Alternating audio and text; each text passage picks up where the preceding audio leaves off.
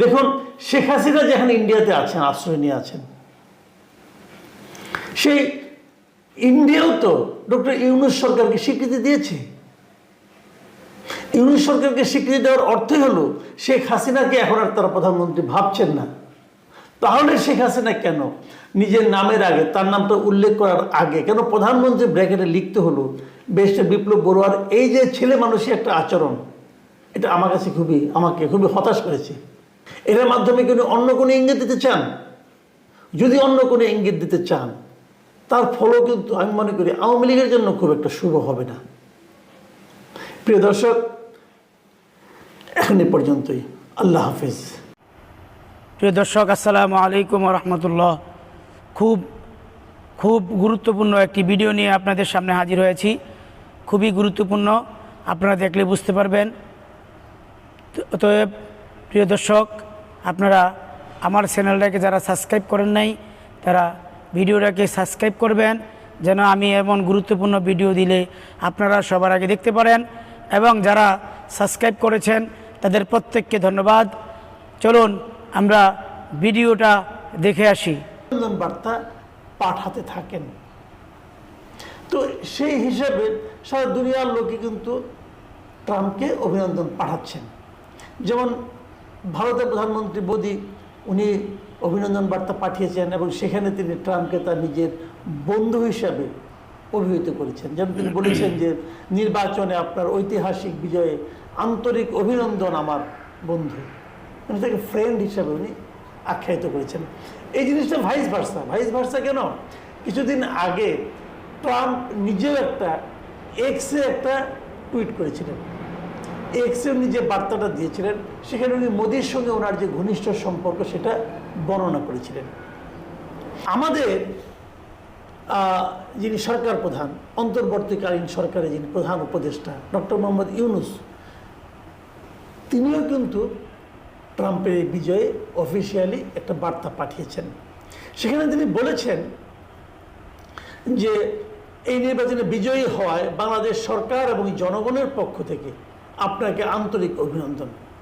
আপনাকে অভিনন্দন জানাতে পেরে আমরা আনন্দিত। মানে উনি অভিনন্দন বার্তাটা পাঠিয়েছেন বাংলাদেশ সরকার এবং জনগণের পক্ষ থেকে। তো এটা ভালো। ইন্টারেস্টিং যে পয়েন্টটা আমি একটু বলতেই চাই, সেটা হলো শেখ হাসিনাও কিন্তু এই ট্রাম্পকে নির্বাচিত হয় অভিনন্দন জানিয়েছেন। এবং শেখ হাসিনার এই অভিনন্দন বার্তাটা আমার কাছে একটু ইন্টারেস্টিং মনে হয়েছে। আমার মনে হয়েছে যেটা নিয়ে আলোচনা করা যেতে পারে।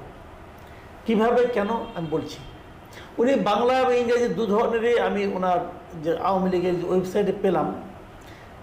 আমি ইংরেজিটা নিশ্চয়ই পাঠিয়েছেন, তো আমি এটাকে বাংলা ইংরেজিটা আপনাদেরকে দেখাচ্ছি, আপনারা দেখুন। এখানে লক্ষ্য করবেন সেখানে উনি কী লিখেছেন। আমি যদি বাংলা করে পড়ি, সেখানে লিখেছেন যে বাংলাদেশ আওয়ামী লীগের সভাপতি ব্র্যাকেটে প্রধানমন্ত্রী জননেত্রী শেখ হাসিনা ডোনাল্ড জে ট্রাম্পকে যুক্তরাষ্ট্রের 47তম প্রেসিডেন্ট নির্বাচিত হয় অভিনন্দন জানিয়েছেন। বুঝলেন? কিন্তু তার মানে উনি নিজেকে প্রধানমন্ত্রী হিসাবে ভেবেছেন অথবা আখ্যায়িত করেছেন। তো উনি কিসের প্রধানমন্ত্রী সেটা কিন্তু ক্লিয়ার না। উনি বলেছেন যে আওয়ামী লীগের সভাপতি ব্র্যাকেটে প্রধানমন্ত্রী, তার মানে উনি কোন জায়গার প্রধানমন্ত্রী এই ভেতরে কোথাও কিন্তু সেই জিনিসটা উল্লেখ নাই।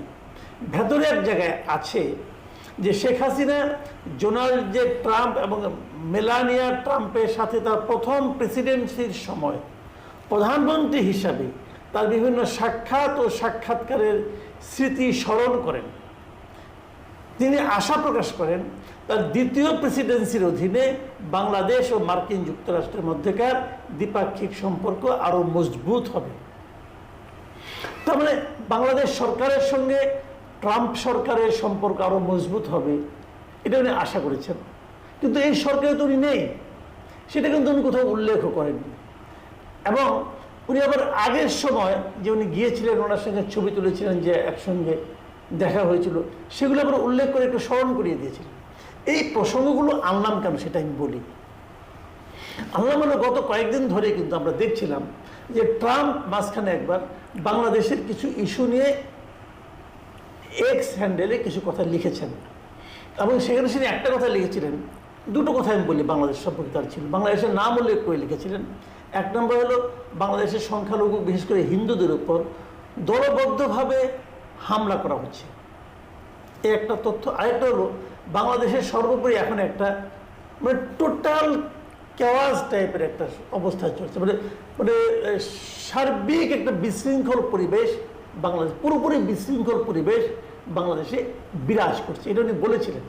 এটা বলার পর আমি দেখেছি আওয়ামী লীগের অনেকের মধ্যে এক ধরনের আনন্দ, এবং আওয়ামী লীগের অনেককে বলতে শুনেছি, ভাবতে শুনেছি, দেখেছি যে তারা ভাবছেন যে যেহেতু ট্রাম্প এই সরকারকে বিশৃঙ্খল অবস্থা সৃষ্টিকারী সরকার ভাবছে, তাহলে সম্ভবত আওয়ামী লীগের আবার ফিরে আসার সম্ভাবনা আছে, সম্ভবত এই সরকারকে চলে যেতে হবে।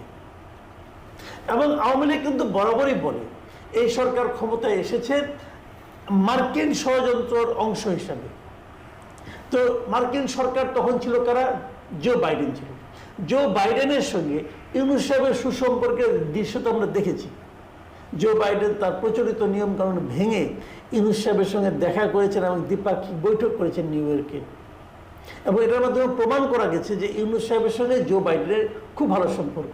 আসলে বাইডেন নয়, পুরো ডেমোক্রেট প্রশাসনের সঙ্গে ইউনূস সাহেবের অতি উত্তম একটা সম্পর্ক, এটা বিভিন্ন সময় আমরা দেখেছি।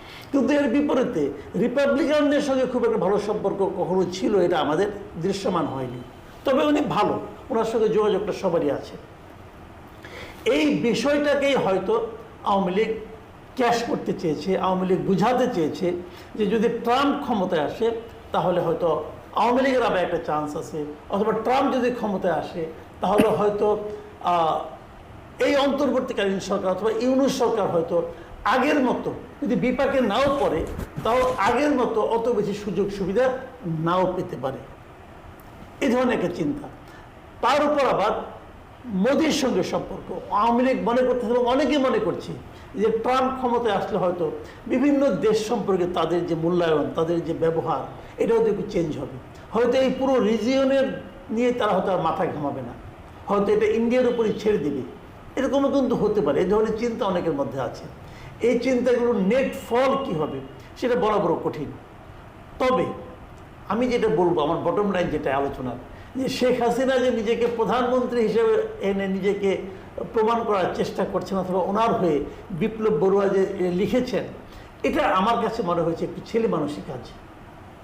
আওয়ামী লীগ এই ধরনের ছেলে মানুষের কাজ কেন করছে আমি বুঝতে পারছি না। দেখুন, শেখ হাসিনা যেখানে ইন্ডিয়াতে আছেন, আশ্রয় নিয়ে আছেন,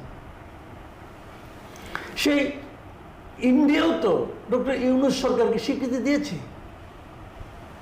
ইউনূস সরকারকে স্বীকৃতি দেওয়ার অর্থই হলো শেখ হাসিনাকে এখন আর তারা প্রধানমন্ত্রী ভাবছেন না। তাহলে শেখ হাসিনা কেন নিজের নামের আগে, তার নামটা উল্লেখ করার আগে কেন প্রধানমন্ত্রী ব্র্যাকেটে লিখতে হলো? ব্যারিস্টার বিপ্লব বড়ুয়ার এই যে ছেলে মানুষের একটা আচরণ, এটা আমার কাছে আমাকে খুবই হতাশ করেছে। এর মাধ্যমে কিন্তু অন্য কোনো ইঙ্গিত দিতে চান, যদি অন্য কোনো ইঙ্গিত দিতে চান, তার ফলও কিন্তু আমি মনে করি আওয়ামী লীগের জন্য খুব একটা শুভ হবে না।